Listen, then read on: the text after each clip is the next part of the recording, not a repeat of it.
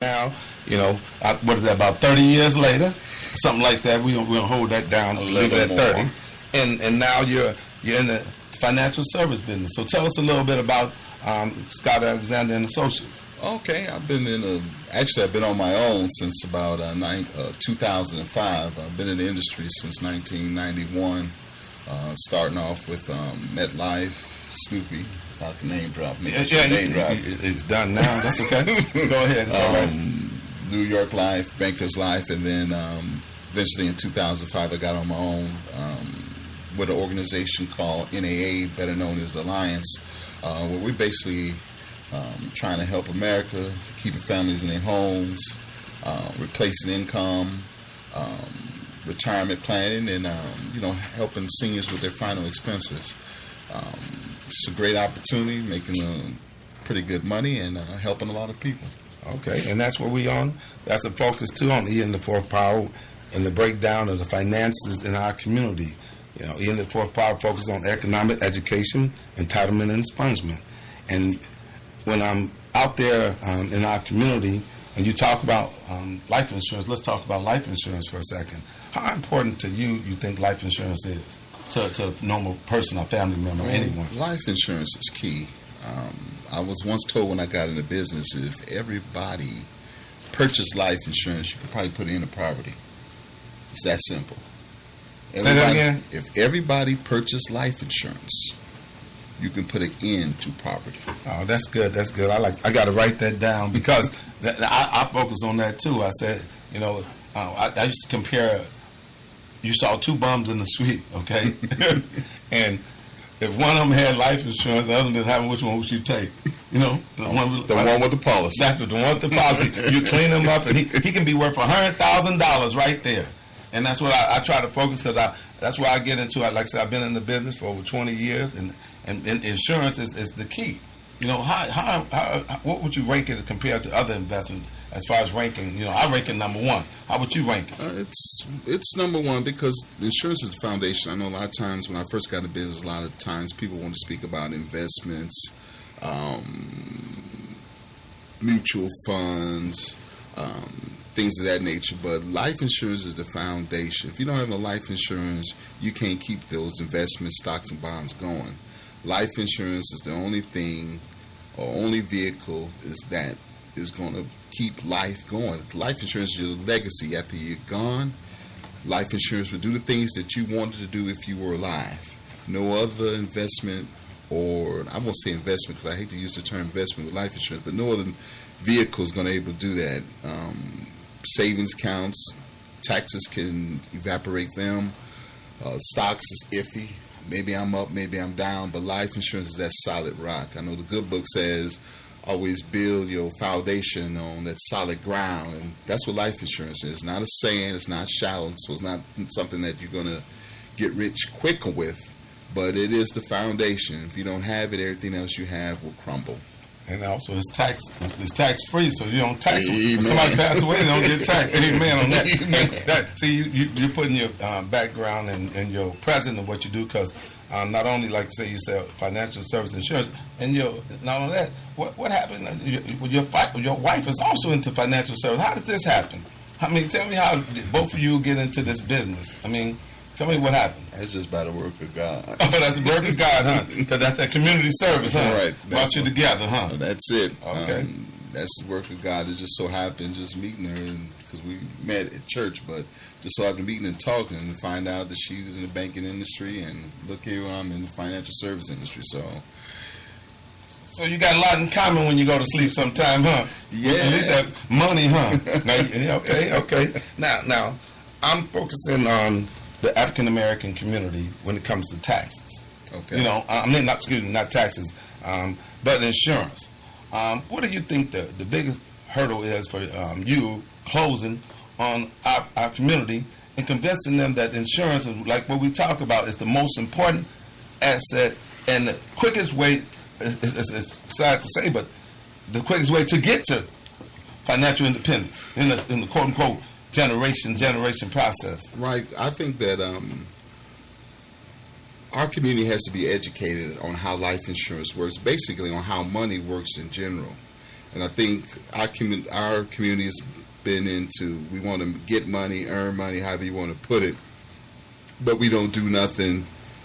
We're not going to say we don't do anything. As far as making it grow, we're not knowledgeable as we need to be to make it grow and flourish, not just for my generation, your generation, but the generations to come. And that's what I try to do, is when I sit down with people, just educate them on how money works. Know the things that insurance can do for you. We grew up, or should I say our parents grew up, you know, if so-and-so died, we need to have some coverage because we don't want to pass the hat to bury him. But life insurance does much more than bury people. And that's the big hurdle that I have to educate the community, because a lot of times I hear, well, I don't want to make money if such and such dies. I don't want it that way. That's immoral. That may have some validity to it, but if that person loved you and you love that person, when I first got into business, I won't mention this young man's name, but when I first got into business, he was European. Say he was a European. He told me, when the company came around asking us about benefits, get into the 401k plan, deferred comp, all these different plans they were getting into. He says, you know what I'm going to do? I'm going to buy $1 million life insurance policy on my parents. I'm an only child. Now, they don't have $1 million, but you know what, Scott? If they had $1 million, I would get it. So what's wrong with me creating $1 million for them to give to me? That's right. And when I was selling insurance, which I'm still in too, I looked at, we do the multiplier. It's the same way when you're doing investing. How much, if something should happen to you, how much would your family need to maintain the standard lifestyle that you currently have, but if they lose your income and your wealth? And I look at, especially in the African American community, that a person of me, like me for example, I'm not only maybe taking care of my kids, who are grown now, but my kids and my wife, but I also have a mother, have nieces and nephews that not in the same position that I'm in, and I have extended family. Okay. So they have to look at when I step away, because when my father had a massive stroke 3 weeks after he retired from the CTA, Chicago Transit Authority, and at that moment, we were devastated, because it happened so fast and it wasn't expected. And at the same time, being that I was in financial services, I said, ooh, if he passed away, the allocation of his funds that he was given to the family to stabilize the empire, the family financial structure will be totally devastated. And then and we prayed, and and it was good that he lived about another 10 years.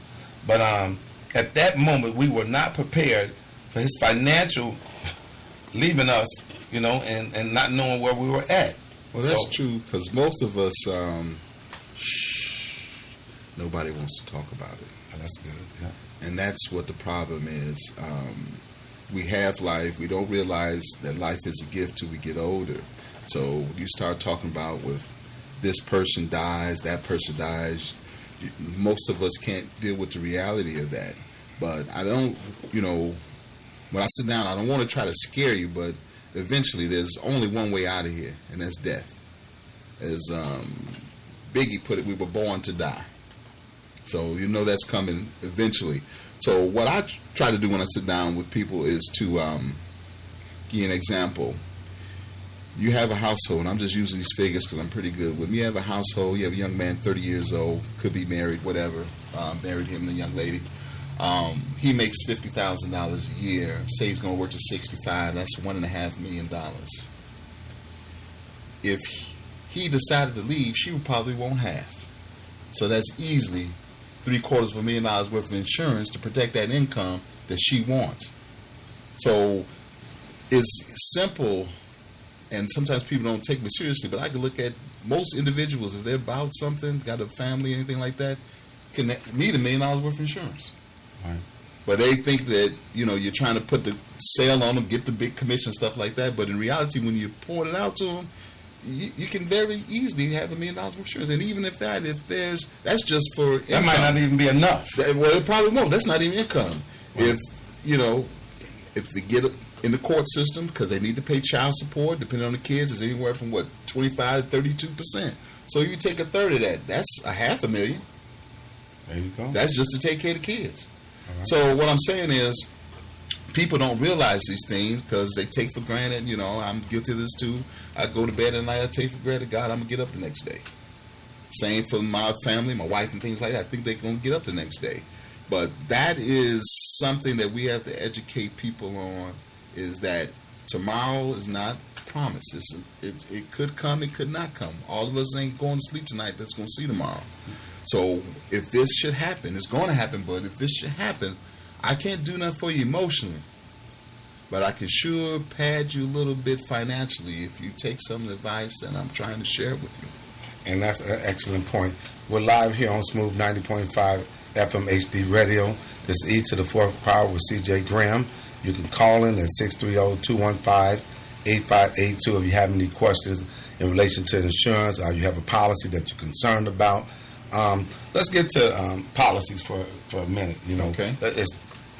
We'll focus on the three, and we already discussed in the E to the Fourth Power. Just the economic part, you had pretty much said how it can change a family positively and negative by having one and not having one, or not having enough. So we covered that, and you also mentioned about us not being, a lot of us not being educated. It's not that all of us not educated, but the balance is not there yet. So they don't realize you can get a policy for $10 a month, and be able to bury somebody, and have money left over for $10 a month. So education is the key. But a lot of times, when you do try to teach them, you have to go back so many times, and and I know as a financial person, when I'm dealing with my community, we might have to go back 7 times. About time we sell it to them, about time we say, "Oh man, I just got me some." After you done been there 7 times, what do you think? And that's my focus too on the marketing to our community. What would be some of the strategy that we could use? You would say to get a person, especially somebody always saying, "Well, I don't need none. I don't need this. I don't need that." What could you get them? What is your closing? What is your closing on something like that? Well, I would say it's not. My thing is not insurance is nothing but money. Everybody tells you take an average individual, professional, non-professional, with a blue-collar worker. I got insurance at the job.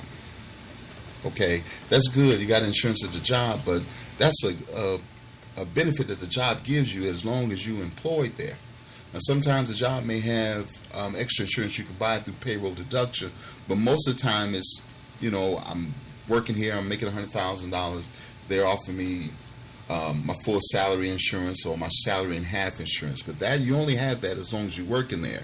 And the way that this economy is going, you could be here today, some other company tomorrow. The other company, if that other company offers you more money and less insurance, most of you are going to go for that more money thinking I can buy that additional insurance. So what I'm trying to say is that when you start breaking insurance down to people and how to get them to buy it or at least take a look at it, you got to use analogy as far as money. Do you have enough money? Let's sit down and talk about how much money do you need? And when I sit down and talk to insurance, see, you're married. To ask you how much insurance you need, I need to ask your wife. Because what insurance that you have is going to benefit her. So when I'm sitting down with a couple, I'm talking to one party about the other. If party A is not here, how much money is party B going to need? If party B is not here, how much money party A is going to need? Okay.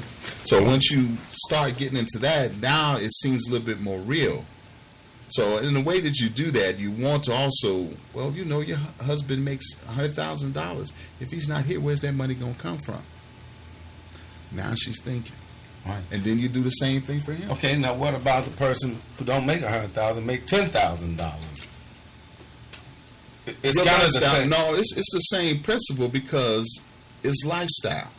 So if my $100,000 is going to be just as important as George's $10,000 because that's what So the the lifestyle longer- George is used to. So long as you can replace or help replace part of what he's missing, it's a benefit. So long term, regardless of your position, something is better than nothing. That is You correct. agree with that? That is correct. Something is better than nothing.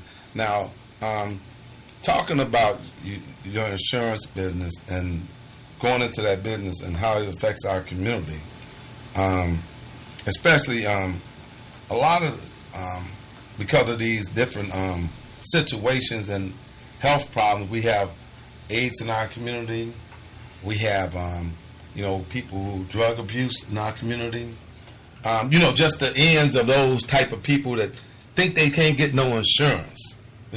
And they say, well, no, I can't. My brother can't insure. My brother, he been on crack 15 years, and my sister, she ain't been working, and she don't have no real address.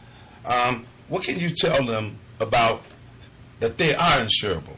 Is it a policy for everybody? Is it a policy for everybody? You have some carriers offer what they call a guaranteed issue policy, and a guaranteed issue policy would insure that individual long as they're alive, have a heartbeat, and the other credentials and information. Now, the problem is with that, or the concern, I won't call it a problem, because like you said, having something is better than nothing. The concern was that it's a premium. And I don't know for what reason, and it's not just our community, everybody thinks there's some kind of deal with insurance, like you can do better than that. And my response to them, this policy or the amount you pay has nothing to do with me. It's all about you. How good a health you in. What do you do? What's your lifestyle like? I can't say, because I like him. You know what? I'm going to save you an extra 5%. I can't do that. Your health does that. Okay. But to get back to your question, I'm with you. To get back to your question, there's certain, you can get what they call a guaranteed issue policy, a simplified issue policy. Generally, a simplified issue policy, there may not be a medical required.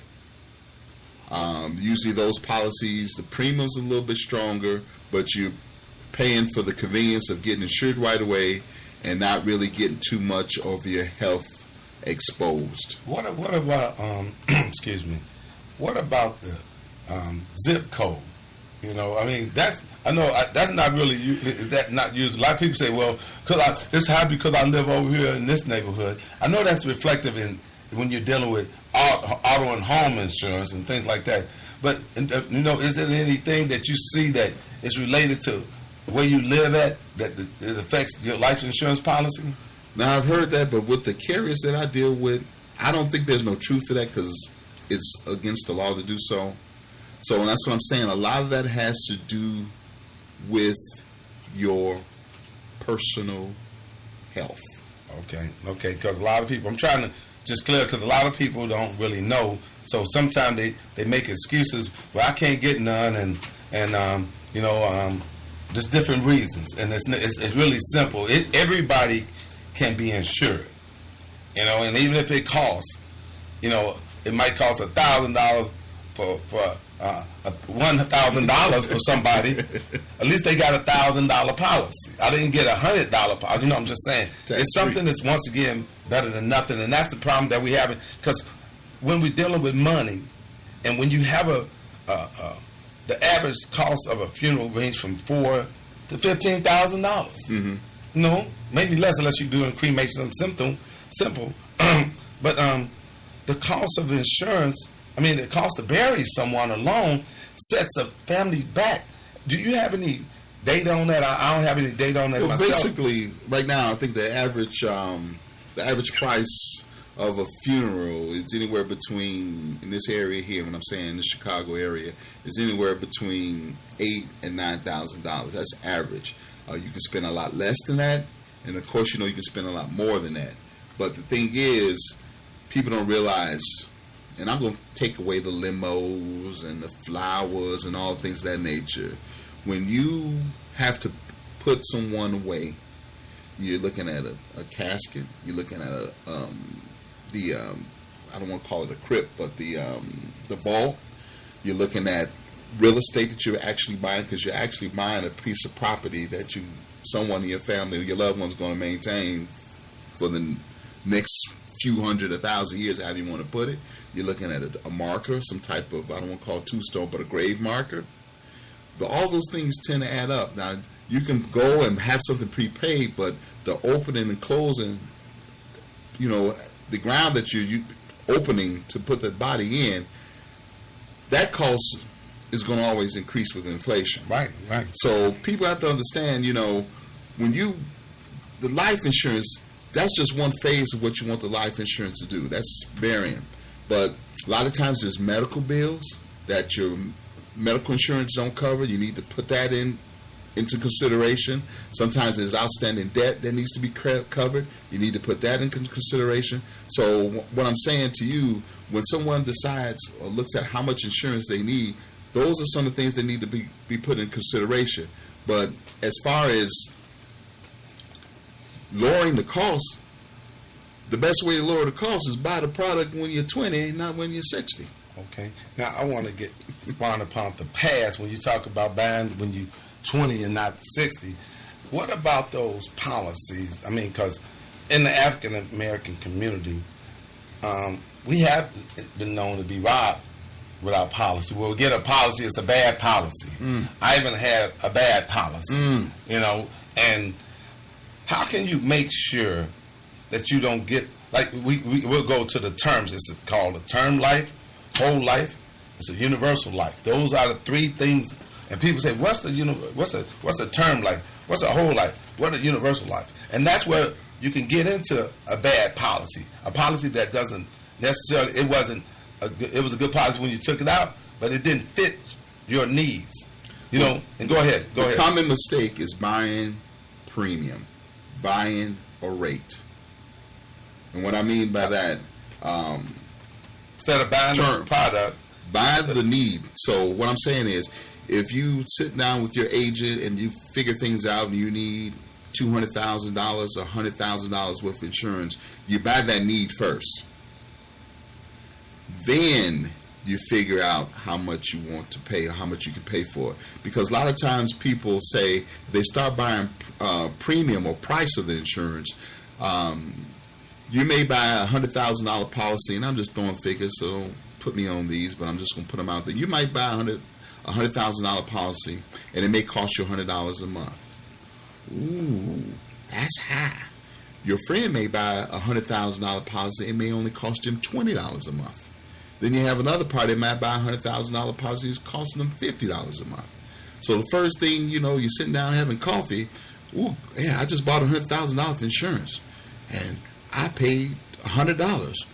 The $20 person looking at you, $100? Why are you paying so much? Your agent is cheating you. He's just taking money from you. But you don't understand what kind of policy it is. And it's a different need for each different household. And so the number one thing you focus on in anybody, you'll tell a customer, focus on the need first. Don't say, well, I want a whole life because my friend told me that if I got a whole life, I can have some money. I can borrow off that money, and then as it get older, it'll pay for itself. Then I can pay my bills. I can, But then they don't realize if you do that, you're gonna lessen the value. So the key, as you said, is need, right? You look at the need, because I'll tell you this. It's like this. If you come down with a chronic illness and your doctor gives you a diagnosis, and he gives you that diagnosis based on what you share with him. Like you come to me and say if I was a doctor, you got a headache. I could just say, here, take these and call me in the morning. Give you a couple of aspirin, ibuprofen, and tell you call me in the morning. But what I need to do is say, well, what'd you do to get your headache? Did somebody knock you in the head? Did you fall? Did you miss a meal? Are you allergic to anything? So what I'm saying is, when you sit down with a financial planner or insurance agent, he's need to ask you the same type of things. Are you saving for retirement now? How are you replacing your income if something happens? You ask you these things, and based on what you tell him that you want to accomplish, he's going to give you a diagnosis. Now, if you don't do the same, you could tell that agent, you can tell that doctor or whatever the same symptoms, but he may tell you something different. Doesn't mean it's wrong. It's basically based on what that agent knows and based on what you shared them. Just same thing with the doctor. So you want to tell the client to focus always when they have somebody come in their house to do a need analysis. Do a need analysis. Focus on the need. My number one question is, what do you want this insurance to do? And most answer I get is to bury me. That's the number one answer we get in our community, is to bury me. But there's so much more that life insurance could do. So that's when, as an agent, that's when my position comes in, to educate you, show you the different scenarios, what you can do. Okay. Okay. So we're discussing with Scott Alexander, and Associates. Okay. We're live here at Smooth 90.5 FM HD Radio at E to the fourth power. You can phone us at 630-215-8582. Like I said, we're focused. This is E to the fourth power. We are discussing about life insurance in your life and what you need to do. Everyone needs life insurance. Everyone needs if anything, a lot of times people say they can't afford it, but when it comes to need, it's the number one thing that a person, individual, family would need. A business would need insurance. We have insurance with people who have small companies, and they have where they choose the person that's most important in the business, that they take a policy out on him because they do not have insurance. Die the business. We have the owner of this radio station here. If this guy died right here today, how much would it lose by replacing him or him being gone for that short period of time? And that's the same way we're doing it as individuals. Am I right? That's correct. So the business gets a little bit more technical, but it's still the same principle, meaning that if I have a business, I have a customer base. Not here.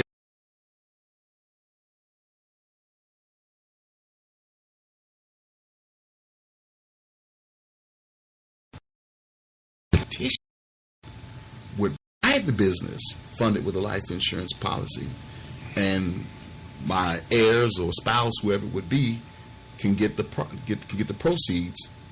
So in essence, just like here, I'm in business, I die, you buy my business through a life insurance policy.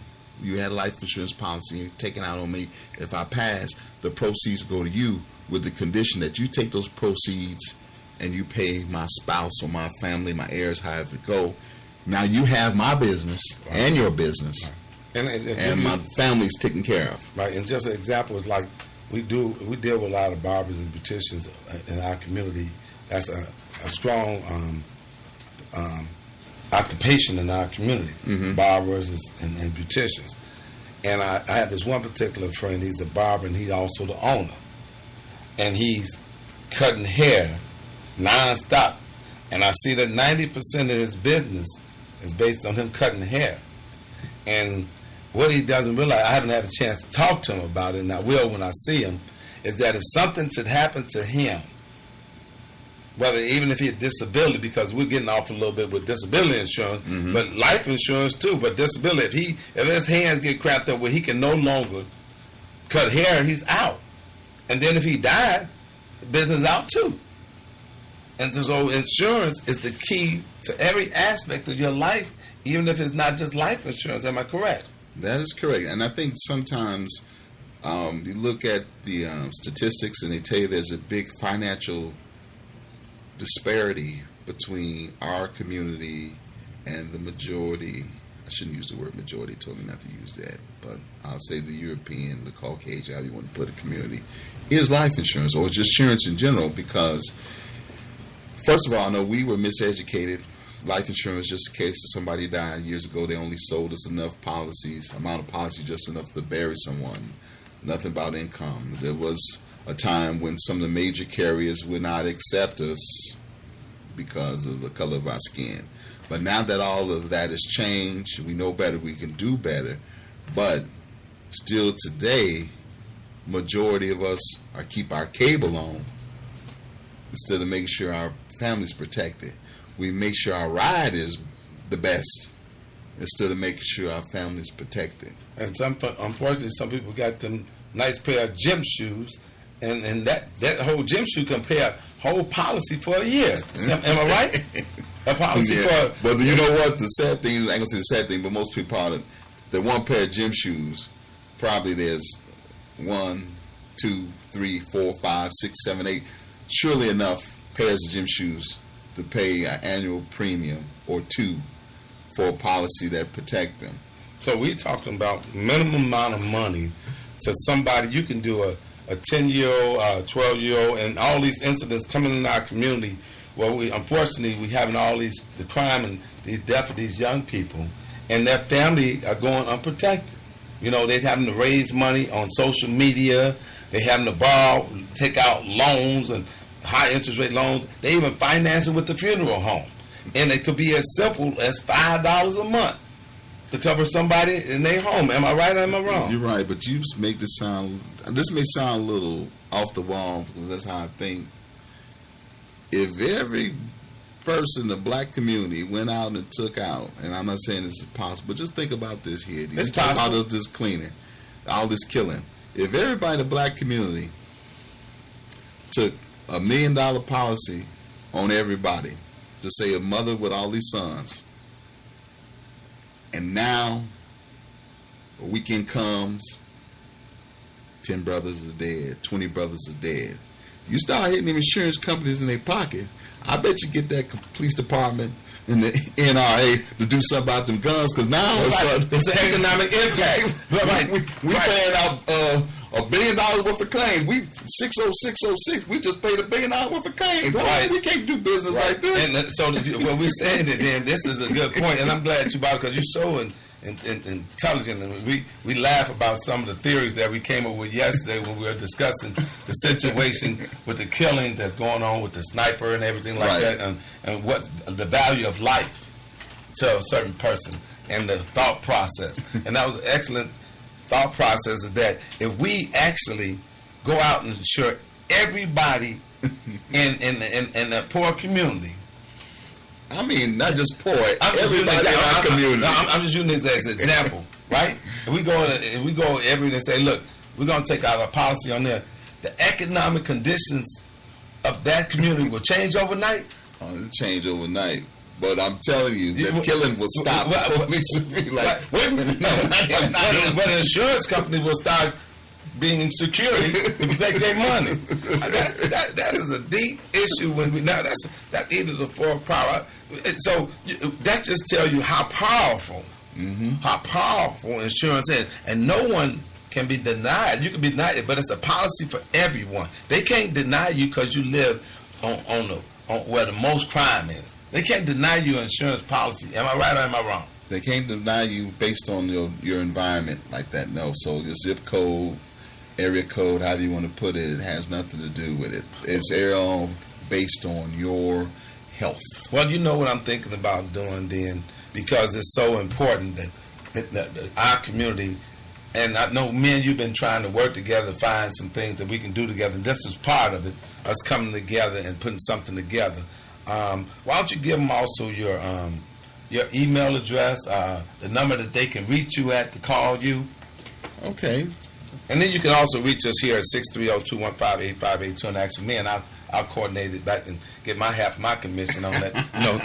Money always circulates. It's about money, and that's what we're talking about, money and finances and insurance within our family. Go and give your number out right quick. Okay, this is Scott Alexander. Actually, Scott Roberts Alexander. My phone number is 708-845-8000. My fax number is 708-332-9555. My email address is scott.alexander28@com. Life insurance portion, we focus on the economic and educating our community. Even entitlement, where we think we can even go back in the community and change things by, if they entitled, they know from past history how we wasn't able to get insurance. It should be some reparation then, because we could have got policy that we couldn't, everybody get reparation. And we're just talking about within the insurance industry, how they discriminated against us from getting a good policy so our family can be a next generation of wealth. So when our parents, grandparents died, Instead of them having $1,000 policy, a $5,000 policy, they could have had a $100,000 policy. So the discrimination, so it is a sense of entitlement then for in the insurance industry for them to say, look, for all the money that they made off of us, and all the money that was bypassed on us, and we could have did the same comparable of employment and money. In a sense, they might owe us some money. Would you think? It's a possibility. Possibility. Okay, it's something that we need to look into. Because you look at if everybody had enough insurance, and see, that's the thing, and this is probably getting on. And education is the key, ain't it? Education key, but if everybody have enough insurance, you can start making your own decisions. And I tease, especially when I talk to ladies, I tease them, and this may not be appropriate, so if I offend anybody, I'm asking for apology now. That's their sports. But so you can talk off the record as an athlete. Do you want the Coretta Scott King plan, or you want the Jackie Onassis plan? Okay. And then the difference is, Jackie Onassis remarried. Coretta Scott King didn't have to. So what I'm saying is here, a lot of people that I talk to, older gentlemen, older women, sometimes for a woman, if her spouse dies, she's looking for some help. A lot of times that help come financially. Same thing with a man. If his wife dies, leaving with the kids, he's looking for some help. So he's looking to marry somebody to share his life with. But I'm saying here, if you got enough money,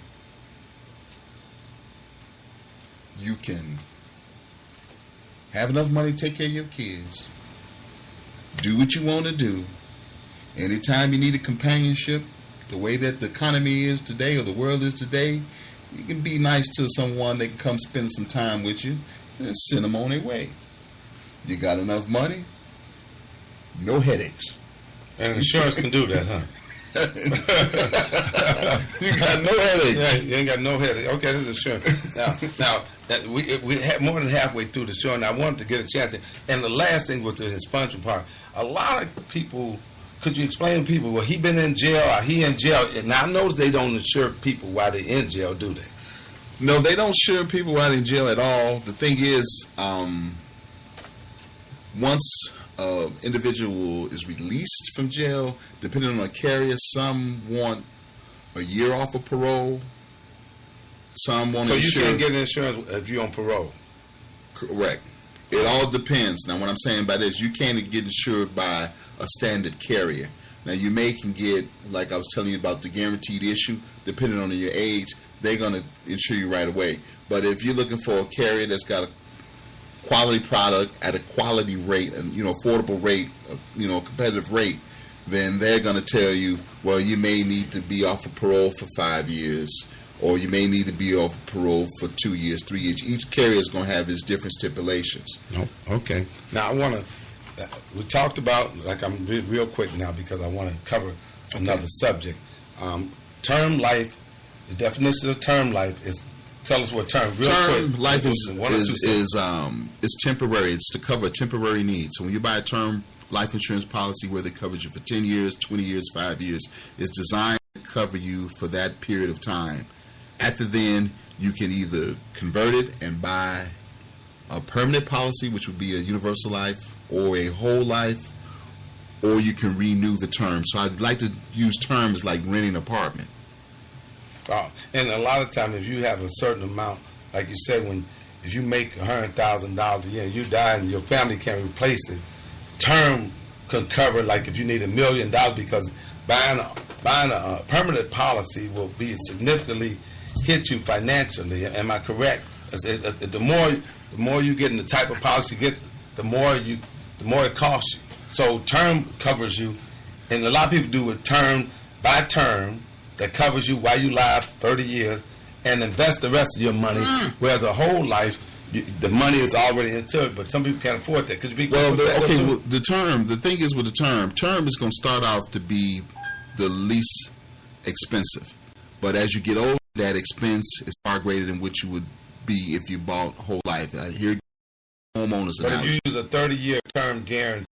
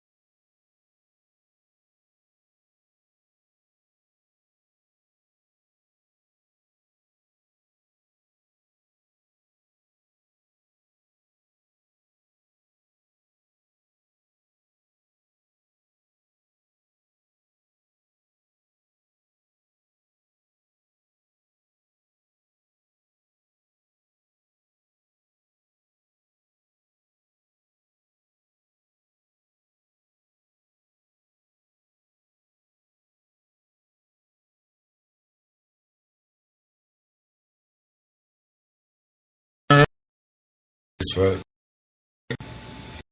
is to meet.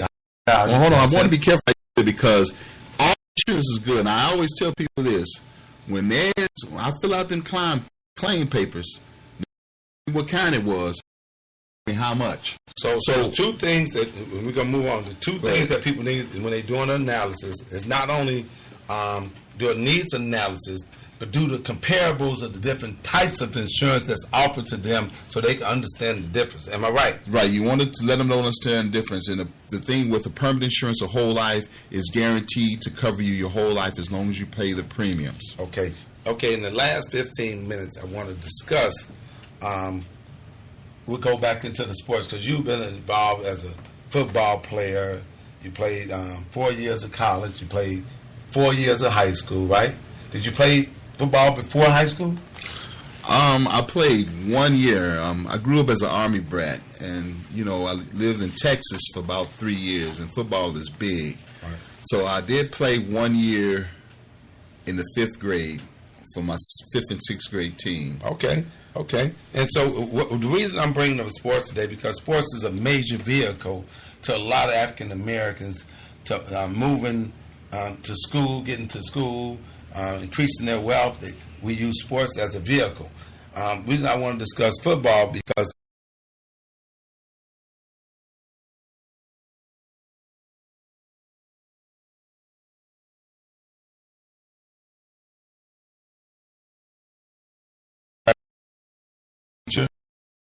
and all that, and unfortunately, less disorder. We don't, but a lot of